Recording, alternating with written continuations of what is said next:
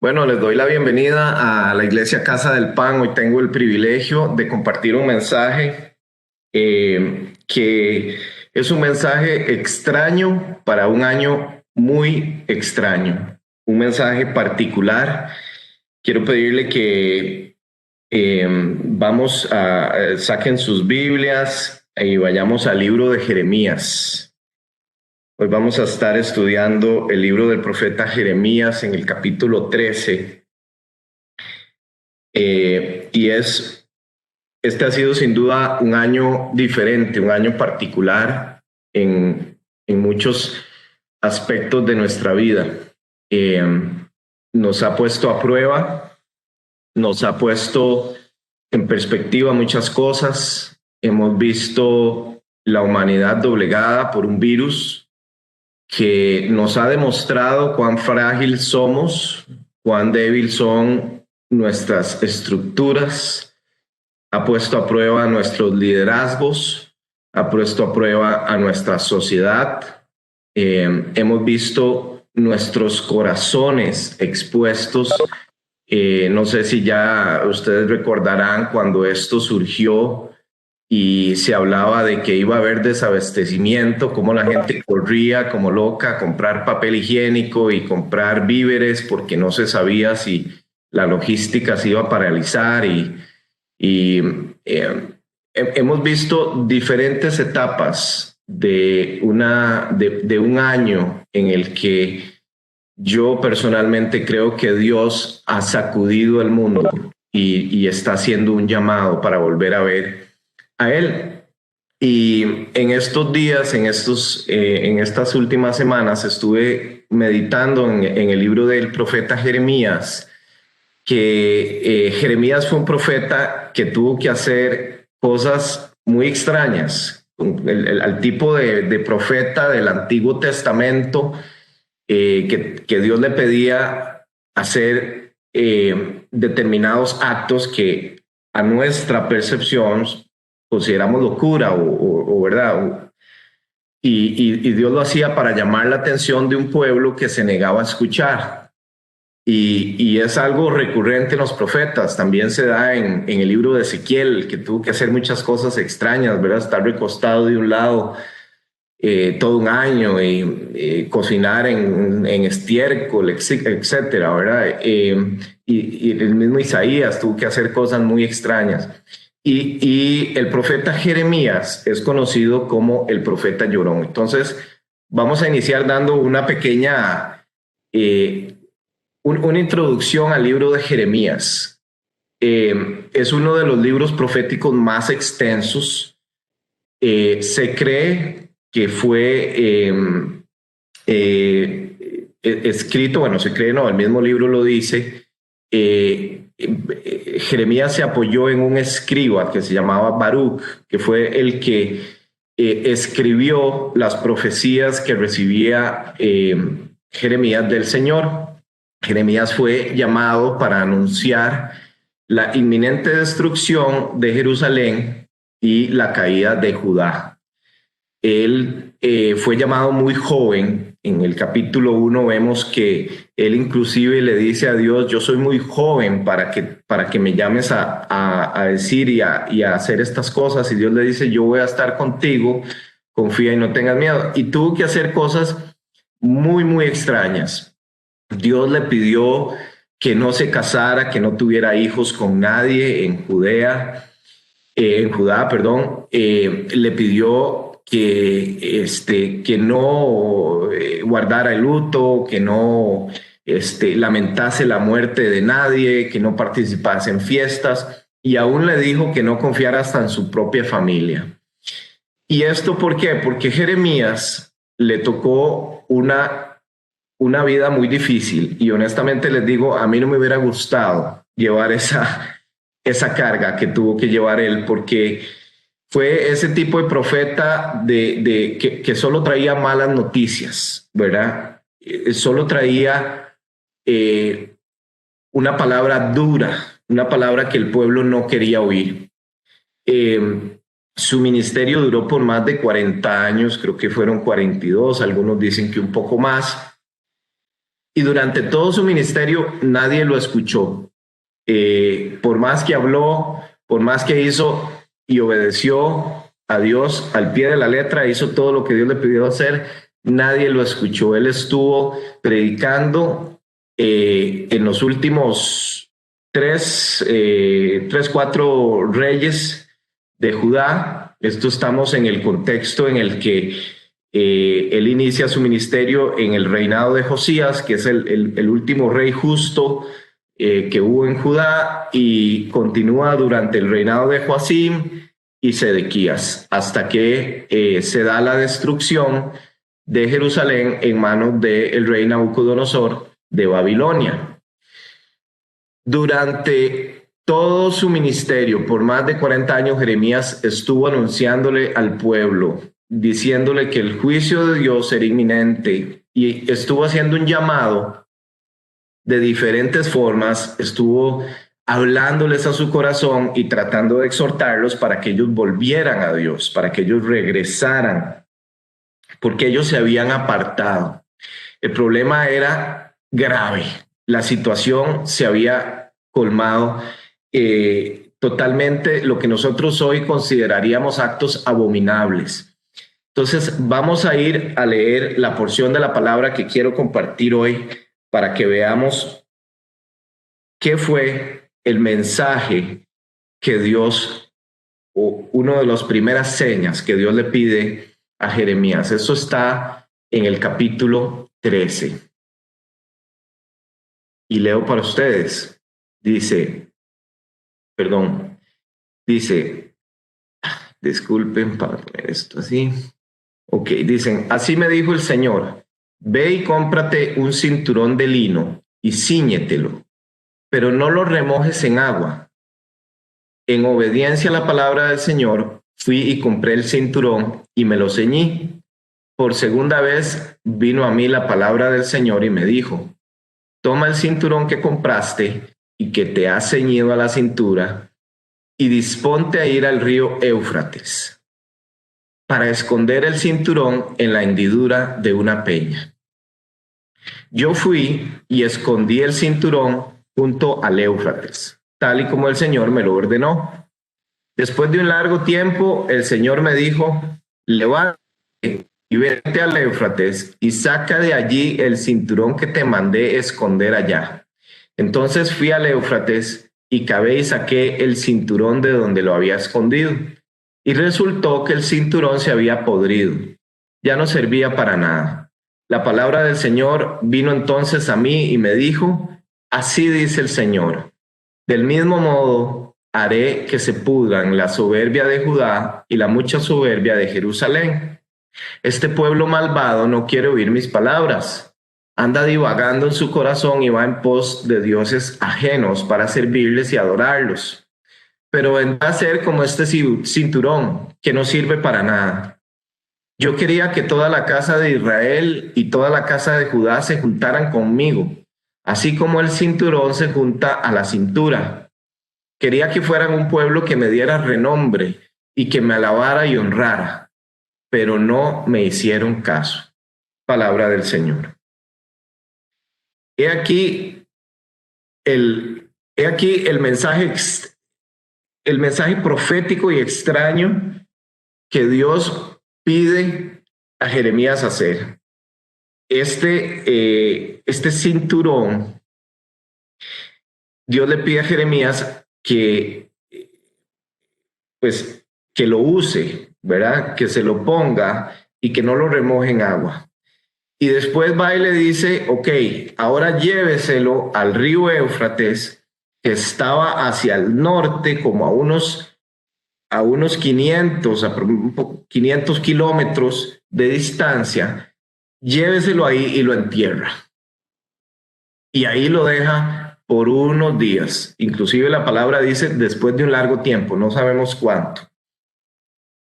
Y después de ese largo tiempo, de esos días, Dios viene y le dice a Jeremías, vuelva a ir por ese cinturón, por ese cinto de lino, póngaselo y vuelva y dígale a la gente que así como ese cinturón se pudrió por haber sido utilizado, porque no se lavó y por estar contaminado y haber estado enterrado, se ha convertido en algo que ya no sirve para nada. Yo no sé si yo espero que no, ¿verdad? Pero es muy duro que alguien le diga: usted no sirve para nada, ¿verdad?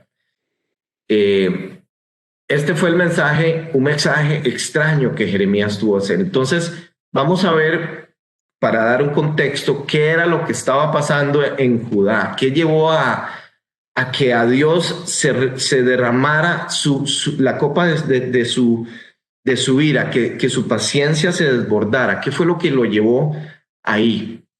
Y esto está en el contexto de los capítulos anteriores. Este es el capítulo 5, donde Dios viene y le dice a Jeremías: ahora escucha esto, pueblo necio, le dice para que le anuncie, ¿no?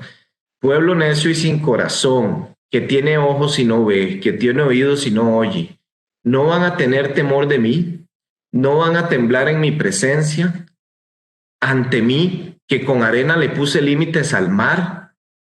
Esta es una ley permanente que no se puede quebrantar. Aunque se levanten tempestades, no podrán rebasar esos límites, aunque bramen las horas, no pasarán de allí. Qué lindo esto, porque yo no sé si usted alguna vez ha estado en la playa y se ha preguntado eso. ¿Qué es lo que detiene el mar? ¿Por qué el mar? ¿Por qué la ola? ¿Qué conjunto de leyes naturales organizó Dios ahí para ponerle el límite al mar? Y dice después: pero este es un pueblo que tiene un corazón falso y rebelde. Se apartaron y se fueron. Jamás se pusieron a pensar: mostremos ya temor del Señor nuestro Dios, que a su tiempo nos dio la lluvia temprana y tardía, y que nos respeta los tiempos establecidos para la siega. Con sus iniquidades han impedido todo esto. Con sus pecados han apartado de ustedes el bien. Entre mi pueblo he encontrado gente impía, que a semejanza de los que ponen trampa para los pájaros, se ponen al acecho para atrapar a sus semejantes. Sus casas parecen jaulas llenas de pájaros, pero están llenas de engaños. Fue así como se hicieron grandes y ricos. Tanto engordaron que hasta la piel les brilla. Como diría mi abuela, estaban hermosos, ¿verdad? Rebasaron la maldad de los malvados. No le hicieron justicia a los huérfanos ni a los pobres. Y a pesar de todo, prosperaron. Y yo no habré de castigar esto. No habré de vengarme de gente así. Algo feo y espantoso ha ocurrido en la tierra. Los profetas anuncian mentiras y los sacerdotes dirigen por su propia autoridad. Pero mi pueblo así lo ha querido. ¿Y qué van a hacer cuando les llegue el fin? Yo estoy convencido que si uno lee esta descripción, pareciera que Dios está describiendo la cultura o la sociedad en la cual nosotros vivimos hoy en día. Es totalmente aplicable. El pueblo de Judá había estado viviendo en una maldad absoluta, porque vivían en una cultura de que el más fuerte prevalecía, no había justicia. Entonces se mataban, se hurtaban, se mentían, habían calumnias, incluso se habían ido en pos de otros dioses y tenían una adoración falsa para Dios. Por eso les dice: tienen un corazón falso. Ahora lo vamos a ver. Pero lo peor de todo es que se habían olvidado de los más necesitados. Había gente pobre, había gente desvalida, que la ley les exigía, la ley de Dios les exigía velar por las huérfanas, por los huérfanos, por las viudas, por los pobres, y ellos simplemente se habían olvidado de eso. Era la ley del más fuerte, era la ley del yo prospero porque yo soy muy fuerte y porque yo logro hacer como sea, ¿verdad? Y vivían en esta idea de que Si he prosperado, es porque Dios me ha prosperado, independientemente de lo que yo haga, ¿verdad? Y vamos a ver qué grave era la situación. En el capítulo 7, Dios le dice a Jeremías esto: ponte a la entrada de la casa del Señor, es decir, en el templo de Dios, y proclama allí esta palabra, di esto: ustedes los de Judá, que entran por estas puertas a adorar al Señor, escuchen su palabra. Así ha dicho el Señor de los ejércitos, el Dios de Israel: mejoren sus caminos y sus obras, y yo los haré habitar en este lugar. No se fíen de palabras mentirosas que dicen templo del Señor, este es el templo del Señor. Al contrario, si ustedes mejoran su conducta y sus acciones y se imparten verdadera justicia entre ustedes y sus semejantes y no oprimen al extranjero, ni al huérfano, ni a la viuda, ni derraman sangre inocente en este lugar, ni se van tras dioses ajenos para su propio mal, yo los haré habitar en este lugar, en la tierra que les di a sus padres para siempre.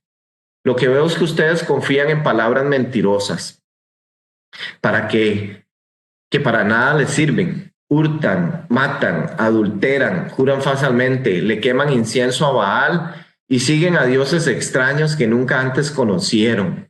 ¿Acaso van a venir a pararse delante de mí esta casa donde se invoca mi nombre para decir que están en libertad de seguir haciendo todas estas cosas repugnantes? ¿Acaso esta casa donde se invoca mi nombre es para ustedes una cueva de ladrones? Tomen en cuenta que yo también veo esto. Estos dos pasajes nos dan una idea de lo que estaba ocurriendo en medio del pueblo.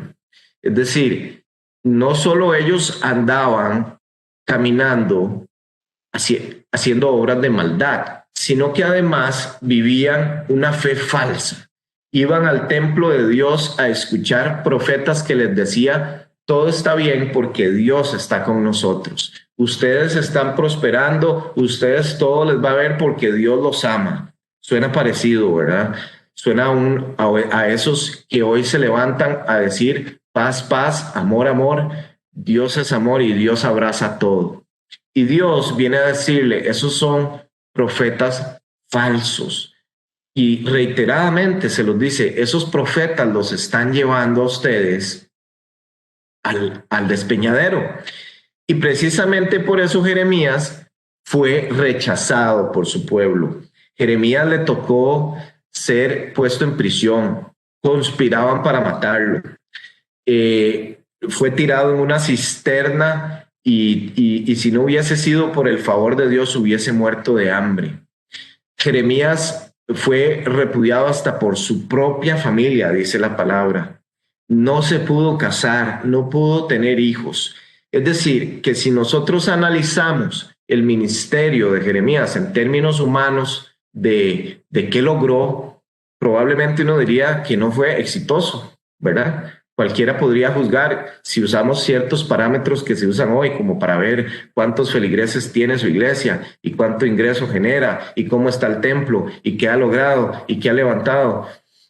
Jeremías no se mide por eso, porque durante todo su ministerio nadie lo escuchó. Durante todos los 40 años él estuvo llamando a un pueblo que no quería oír, a un pueblo que rechazaba la palabra de Dios, un pueblo que no quería volver a Dios, un pueblo hipócrita, un pueblo que solo llegaba a la iglesia el domingo. Duro. Llegaban a alabar a Dios, pero al mismo tiempo le rendían culto a la reina de los cielos. Lo leemos en los pasajes anteriores de Jeremías, que rendían culto a Astarot y rendían culto a Baal. Y la maldad había llegado a tal punto que dice en este capítulo 13 más adelante, le dice el Señor: ¿cómo es posible que los padres recojan la leña y los hijos prendan el fuego de donde los van a sacrificar? El pueblo de Dios había llegado al punto de quemar sus hijos vivos como un sacrificio a Baal. A ese punto había llegado la maldad de estas personas, porque en su ceguera, en su vanidad, en su hipocresía y su soberbia, ellos volvían a ver alrededor su prosperidad material y pensaban que todo estaba bien, pensaban que Dios los iba a dejar seguir y entonces se mentían a sí mismos. ¿Ok? Entonces, esto es para darles un contexto de lo que estaba sucediendo y que yo creo que hoy nosotros estamos viendo en nuestra cultura. El sacrificio de los niños que hoy vemos es el aborto libre, ese aborto de yo mando sobre mi cuerpo y yo tengo derecho y usted no tiene derecho a decir nada. Yo tengo derecho a decidir sobre la vida de un inocente.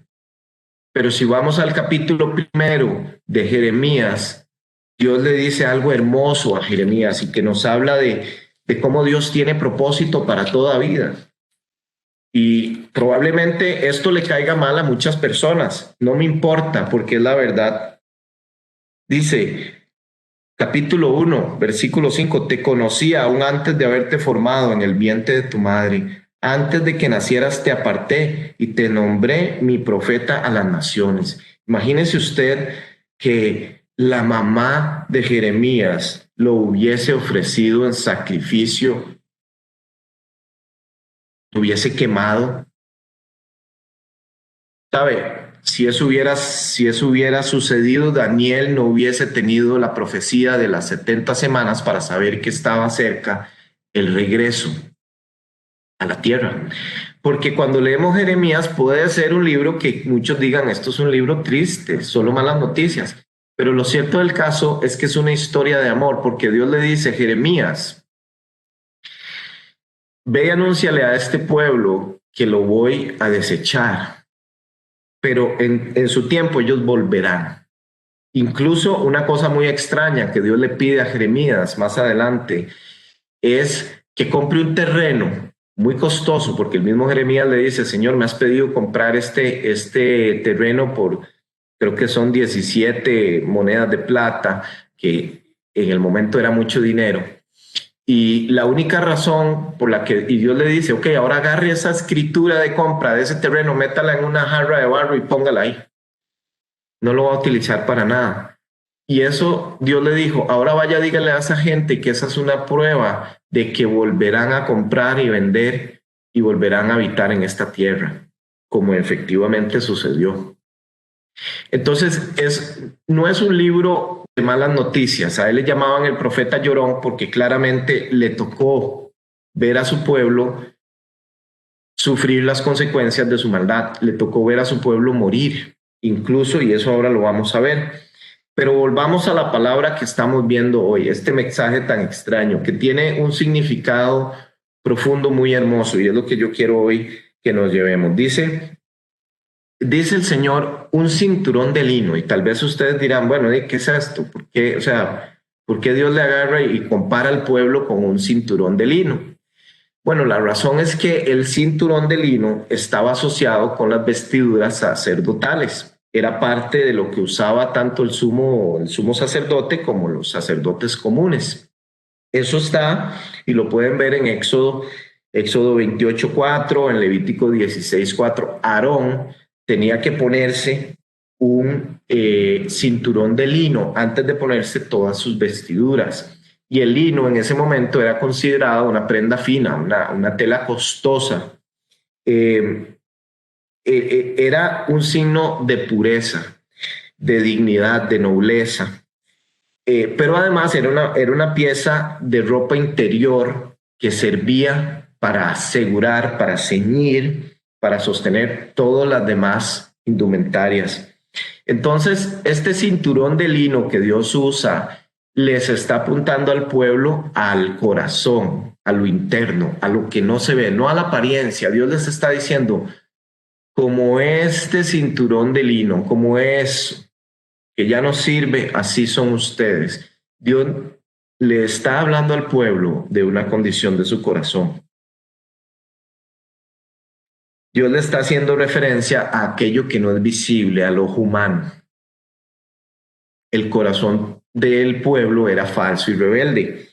Y Dios que quería en su plan original que ellos estuvieran ceñidos como ese cinturón a él, a Dios. ¿Para qué? Para darle honor, para darle gloria y que entonces prosperaran, porque en el capítulo 14 vamos a ver inmediatamente cómo viene sobre la tierra una sequía y cómo entonces el pueblo empieza a sufrir porque mandan a sus criados a traer agua a los pozos y están secos y ya no hay agua. Y empiezan a decirle al Señor, Señor, ¿qué pasa? Y Dios les dice, ok, ¿qué es lo que pasa? La maldad ha rebasado. Y otro punto importante que dice aquí y que yo quiero que meditemos hoy, ya vimos por qué usa Dios un cinturón de lino. Lo otro que quiero que veamos es por qué se pudre ese cinturón de lino. Lo primero es que Dios le dice a Jeremías, no lo remojes en agua, es decir, no lo lave, no lo limpie. Jeremías usó eso, no sabemos por cuánto tiempo, caminó casi 500 kilómetros, lo enterró sucio, no lo lavó. Es decir, era una prenda que ya iba contaminada. Pero esto también nos apunta a el otro punto que es importante y es dónde fue enterrado. Y dice aquí en la palabra, disponte a ir al río Éufrates para esconder el cinturón en la hendidura de una peña. Entonces, esto tiene que ver con que el cinturón se enterró en el lugar inadecuado, se puso en el lugar que no tenía que estar.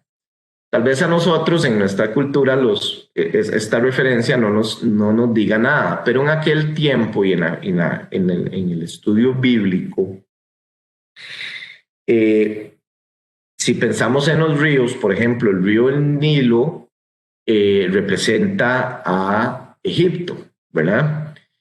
Egipto representa al mundo, al sistema del mundo, eso lo vamos a ver más adelante. El Jordán evoca a Israel y el Éufrates es un río que evoca a Babilonia. Entonces, Dios usa el río Éufrates, que es que representa a Babilonia, evoca a Babilonia, de donde va a venir el pueblo que los va a subyugar, que los va a llevar cautivos y que además representa un sistema del mundo opresivo, un sistema soberbio, porque Babilonia fue conocida por su orgullo y su soberbia, pero también por su crueldad. Entonces, es interesante esto porque simbólicamente la forma más rápida de volverse inútil para Dios o de que Dios diga, ustedes no sirven para nada, es estar enterrado en el mundo. No hay otra forma más rápida en la que Dios lo va a desechar que si usted decide ir y meterse de lleno en las cosas del mundo. Y nosotros vivimos hoy en un mundo que nos llama a relativizar los mensajes. Estoy hablando aquí de un sistema de pensamiento que relativiza todo, ¿verdad? Lo otro que quiero destacar y que quiero que meditemos es cuál era el problema de fondo. ¿Cuál era el problema con Judá?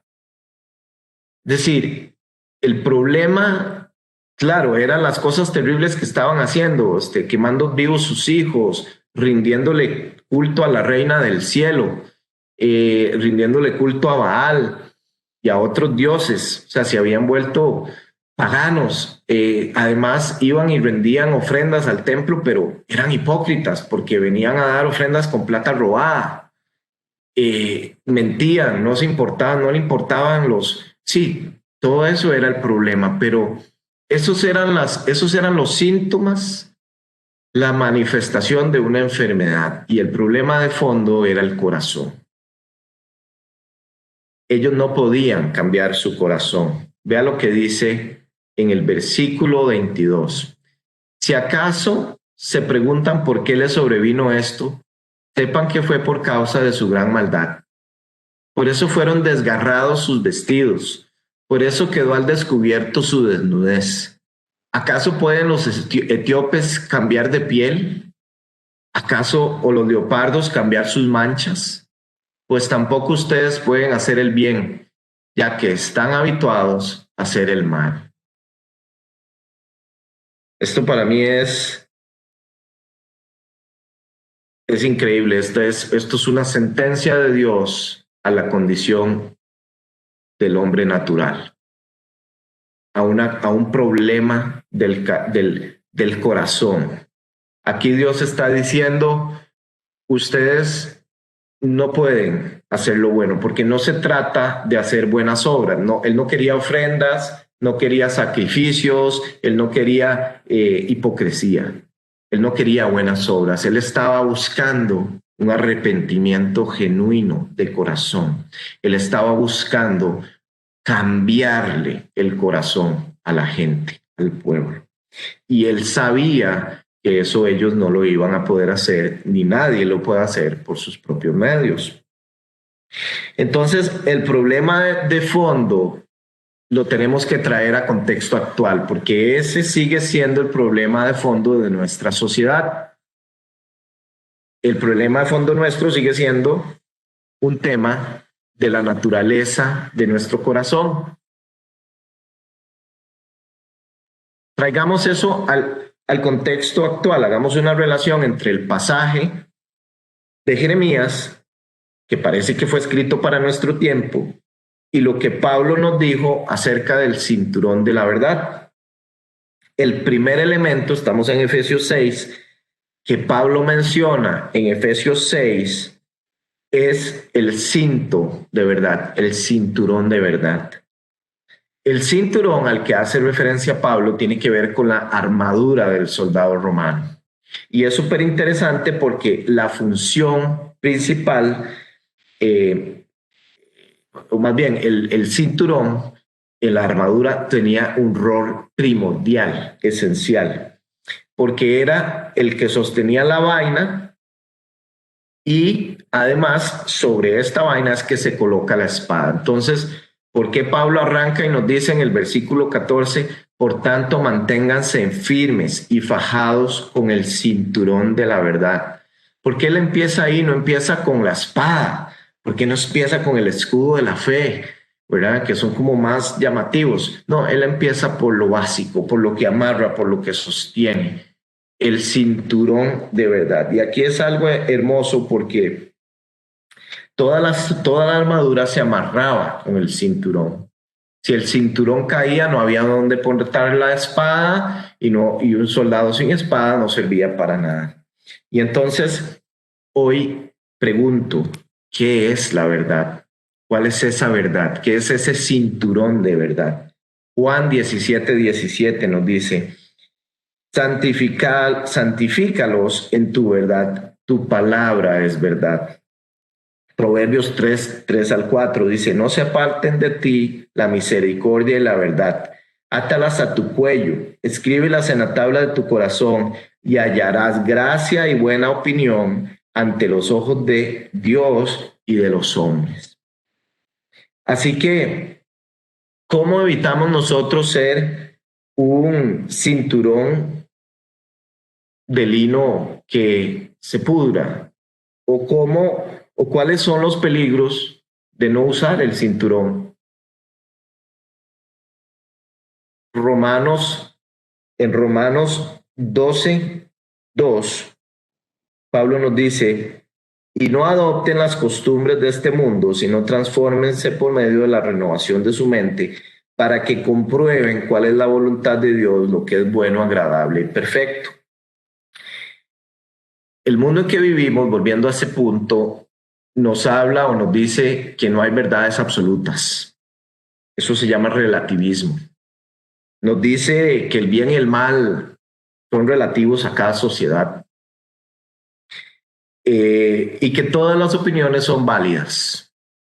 El mundo de hoy nos dice que la palabra de Dios es retrógrada, que aquellos que la creen y la aplican somos retrógrados o que estamos totalmente siendo fundamentalistas, que es otra etiqueta que se usa.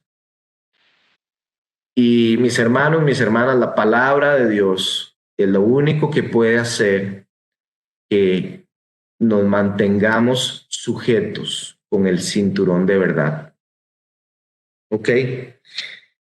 ¿Cómo puedo hacer yo para que, para que no se me pudra el cinturón, para mantenerme ceñido a Dios? Punto número 1, leyendo la palabra de Dios diariamente. Porque no solo de pan vive el hombre, sino de toda palabra que sale de la boca de Dios. Saquemos tiempo devocional para estar como un cinto de lino limpio. Recuerden que Aarón, cuando se ponía las vestiduras, también se tenía que lavar. Y es interesante porque uno de los problemas con el cinturón de lino en el mensaje de Jeremías es que Dios le dice, no lo remojes en agua, es decir, no lo limpies, no lo laves. Pero hoy nosotros podemos venir, meternos en la palabra de Dios, que es viva, eficaz, que no vuelve vacía.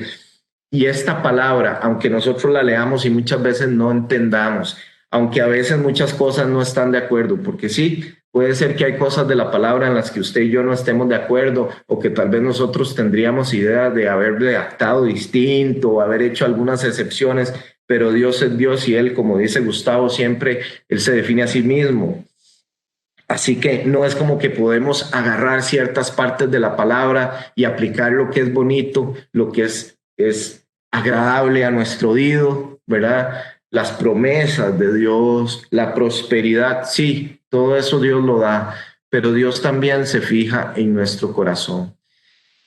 Y hay que examinarse. Hoy esta palabra es un llamado para que nosotros como pueblo de Dios nos examinemos, mis hermanos, porque somos pecadores y tenemos que reconocerlo, reconocer que lejos de Dios vamos a fallar, que tenemos que estar siendo expuestos a esta palabra para que nuestros lomos sean ceñidos con su verdad, para que cuando hay ahí cositas que no, entonces haya en esa lectura que hemos estado haciendo, ahí esté cimentada la espada. Y cuando vengan los embates del enemigo, tengas de dónde sacar esa espada y puedas entonces hacerle frente, como dice Pablo en Efesios 6, para que puedas resistir los embates del enemigo. Porque si se te cae el cinturón, si el cinturón se te pudre, porque el cinturón puede ser que esté flojito, puede ser que tenga una patica en el río Éufrates y otra en Judá, ¿verdad? Y me esté mojando un piecito en esas aguas de Babilonia. Recuerden ese sistema babilónico, ¿verdad? Que abraza todo, que es el sistema del mundo actual. Cada vez más vamos a ver cómo se va a relativizar la palabra de Dios y cómo nosotros vamos a tener que ser llamados como Jeremías a proclamar la verdad, no a caer mal, porque Jeremías incomodaba porque decía la verdad. Y incluso en el capítulo 12, no le reclama, ¿verdad? Pero le cuestiona la justicia a Dios porque le dice, Señor, tú siempre me haces justicia cuando llevo un caso ante ti. Así que déjame presentarte esta queja. ¿Por qué los malvados son tan prósperos? ¿Por qué son tan felices los malignos? Aquella vieja duda, ¿verdad? Y eso es otro punto que quiero. Hay gente que vive enterrada como el cinturón de lino porque tiene miedo y duda en su corazón. Viene el enemigo y le susurra palabras de duda porque de alguna manera creemos que por estar caminando con Dios, que por estar obedeciéndolo, leyendo su palabra, adorando, sirviendo, lo que usted quiera, vamos a estar exentos de tribulaciones, de dificultades, de pruebas, de condiciones de salud, de enfermedades, de crisis financieras, despidos, muertes de familiares. Nadie está exento de eso. Y eso, esa evangelio de la prosperidad, de que yo declaro y todo bien, en la vida del cristiano vamos a ver que no, que es que vamos a estar enfrentando la tribulación, porque si lo vemos en el caso de Jeremías, Jeremías tuvo que estar con el pueblo. Estuvo ahí cuando el pueblo fue cuando se llevaron primeramente el primer grupo de cautivos. Estuvo ahí cuando fue destruida Jerusalén. Después fue llevado a Egipto, aunque no quería, pero tuvo que ir. Y tuvo que ver cómo morían a manos de los babilonios. Incluso Dios le da una palabra para el último rey, Sedequías, y le dice: entréguese, Sedequías, no pelee contra los babilonios y usted va a vivir y todo va a estar bien. Y Dios les dice algo muy interesante a su pueblo, les dice: vayan a Babilonia y reproduzcanse ahí, sean prósperos, siembren, pidan, oren para que ese pueblo se beneficie, porque la prosperidad de ustedes será la de ellos. Es decir, Dios les hace un llamado a orar aún en la tierra del exilio, porque Él estaba trabajando en el corazón del pueblo, Él no los había abandonado, Él iba a cumplir su promesa. Entonces, ¿a qué voy? Que muchas veces creemos que caminando con Dios no vamos a tener estos problemas, pero recordemos que Dios es siempre fiel, que Dios es siempre bueno, que Él cumple sus promesas y que el Dios nunca te va a abandonar. No importa si estás caminando por un valle de muerte, por un valle de tinieblas, si este año te ha tocado duro, si has visto una tras otra la prueba, Dios siempre va a estar ahí. Y la prosperidad que usted, el enemigo, pueda venir y ponerle en los ojos, como a Jeremías, que Jeremías aquí no tenía clara su visión, porque Jeremías los estaba viendo gorditos, bien alimentados con sus posesiones, y Dios viene y le dice: ¿usted cree que eso es importante? ¿Usted cree que eso es prosperidad? Lo material se pierde. Aquí lo importante, mis hermanos, mis hermanas, es que nos libremos del miedo y la duda para caminar como Dios quiere que caminemos en este tiempo. Y solo podemos librarnos del miedo y la duda si estamos caminando cerca de Jesús, porque Él se va a encargar, sin importar de lo que usted está pasando, de hablar a su corazón, de cuando está débil, cuando está cansado, cuando está falto de ánimo, porque a veces nos cansamos, claro que sí. Él va a venir y va a poner un poquito de agua, el agua de vida eterna, y va a limpiar.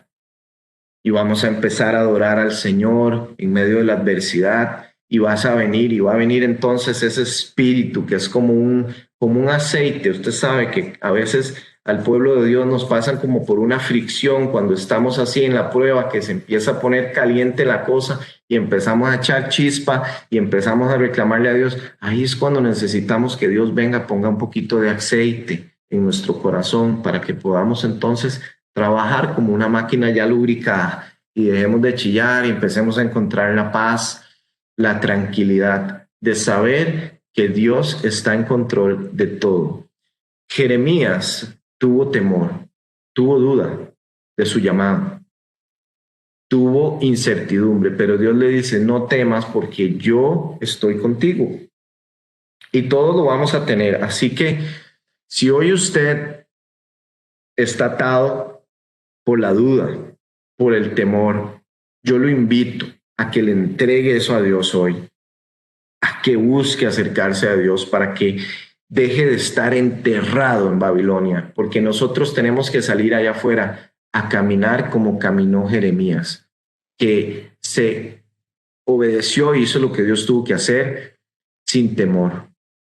Padeció, sufrió, vivió, pero cumplió con el mandato de Dios, y no hay mayor gozo que hacer la voluntad de Dios. El otro punto que me parece importante para nosotros y para mantener este cinturón de verdad, para mantener para que no se nos pudra el cinturón, para que no nos alejemos de Dios, es que no cerremos nuestro Dios ni nuestro corazón.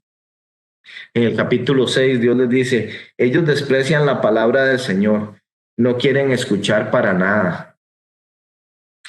Y después dice, en los versículos 27 y 30, les dice, todos ellos son rebeldes de la peor clase, llenos de calumnia, son tan duros como el bronce y el hierro, y llevan a otros a la corrupción. Los marcaré plata rechazada, porque yo, el Señor, los desecho. Dios nos libre de ser desechados. Pero puede ser, y esto lo vemos, que en la palabra, cuando uno la estudia, vemos que hay gente que endurece su corazón contra Dios, pero hay gente a la cual Dios le endurece el corazón. Eso le pasó a Faraón. De todas las veces que dice que se endurece su corazón, algunas dice que él endureció su corazón, pero otras dice que es muy interesante, Dios le endurecía el corazón. Y cuando ya Dios le endurece el corazón a una persona, que no hay nada más terrible que le pueda pasar a alguien que es un corazón de piedra endurecido y que Dios se lo endurezca, eso significa que ya Dios lo declaró bueno para nada. O sea, ya no sirve, está desechado, está destinado a ser destruido. Y si nosotros leemos el capítulo 13, vamos a ver que después viene un pasaje donde Dios habla que ellos son como tinajas de vino, ¿verdad? Les dice, sí, enfiéstense y anden tomando vino y disfruten. No hay nada que hacer, ustedes van a ser destruidos. Entonces, incluso le dice a Jeremías, no ores por este pueblo, no leves por ellos ningún clamor, no me ruegues porque no voy a hacerte caso. Aunque vinieran Moisés y Samuel a interceder por ellos, no los escucharía. Y luego en el capítulo 14 le vuelvo a decir, ya no ores más por este pueblo. Cuando ellos ayunen, no les prestaré atención. O sea, ellos ya habían llegado a un nivel de endurecimiento de su corazón, habían cauterizado tanto su corazón, eran tan insensibles al pecado, al arrepentimiento, que Dios ya no podía trabajar con ellos.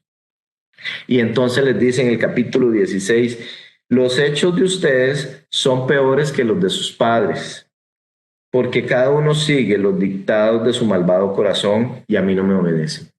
Mis hermanos, por eso les digo, no endurezca su corazón. Y si usted no conoce a Dios, si usted no conoce, nunca está la primera vez que está oyendo de Dios, yo quiero invitarlo a que usted abra su corazón a Dios, a que acepte a Jesús en su corazón.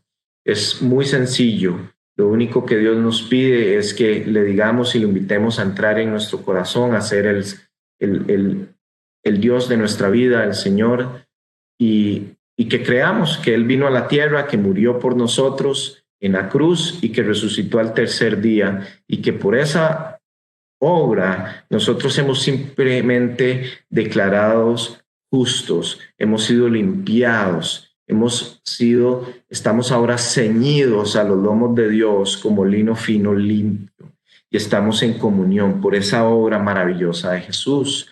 Pero así como Jeremías tuvo que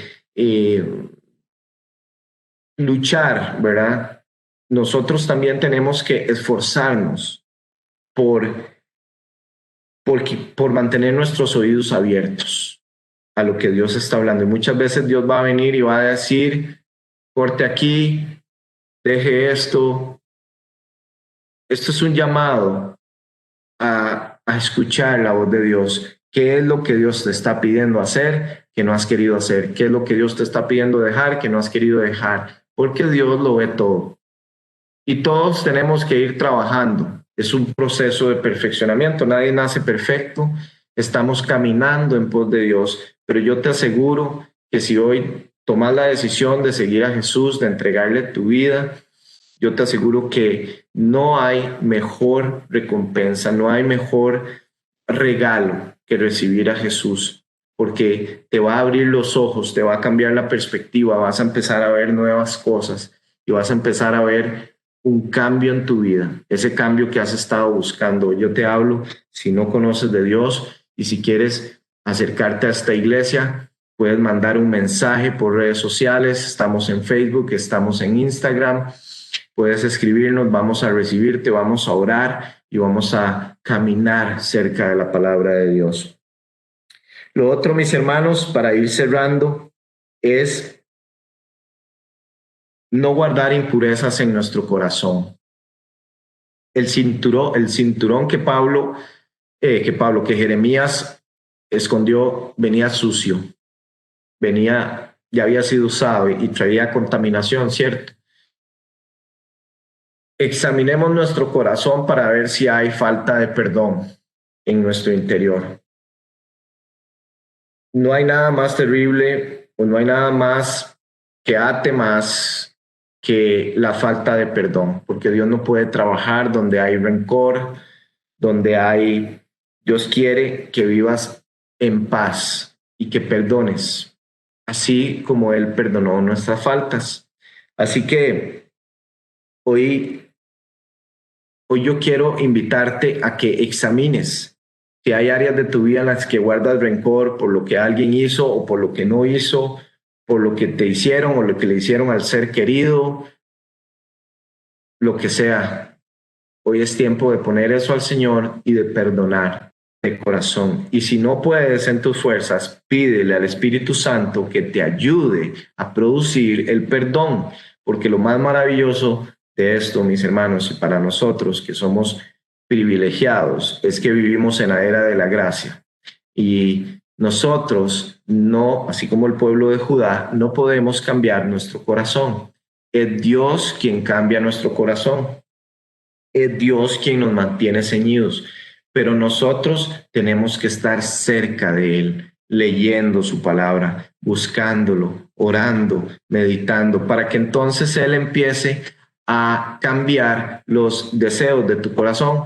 Entonces vas a ver que ya las cosas que antes te hacían gracia ya no te van a hacer gracia, vas a querer estar ¿en dónde? En la casa del Padre, como Jesús siendo niño, que sintió desde sus 12 años que tenía que estar atendiendo los asuntos del Padre.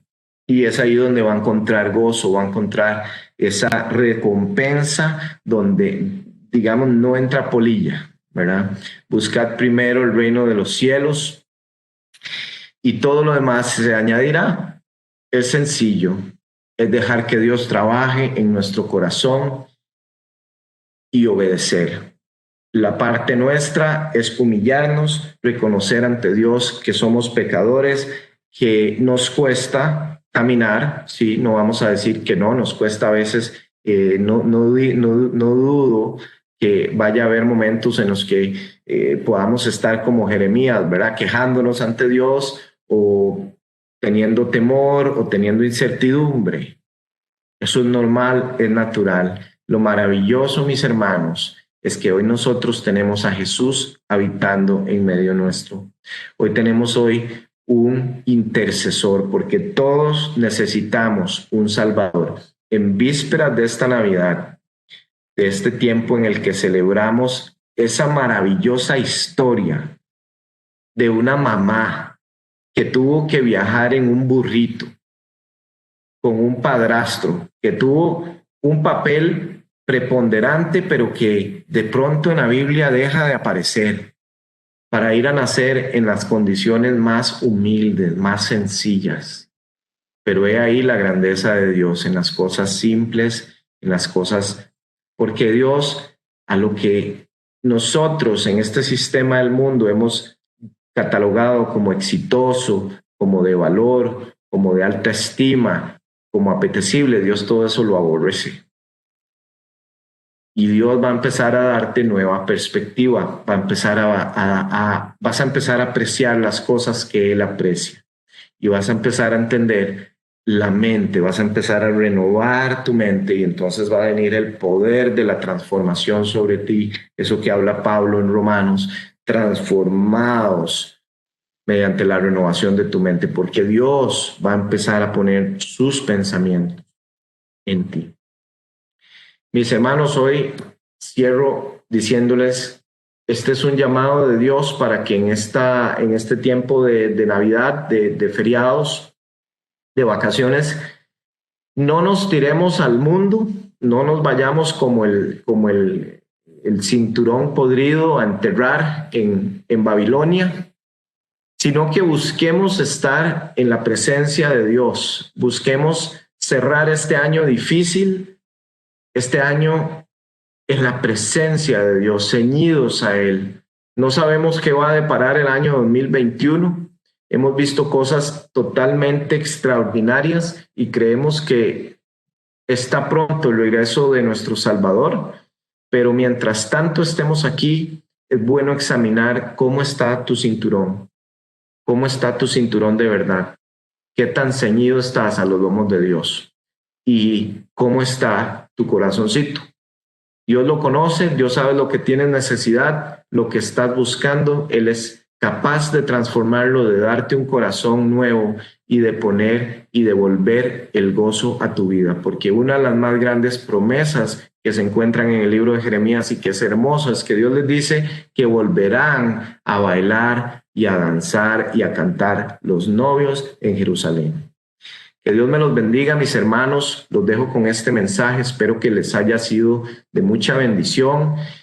Que Dios me los bendiga, que pasen una excelente Navidad y un próspero año nuevo si no nos vemos. Y esperemos que ya pronto podamos volvernos a reunir físicamente para saludarnos y compartir. Los bendigo y los amo mucho. Saludos a todos.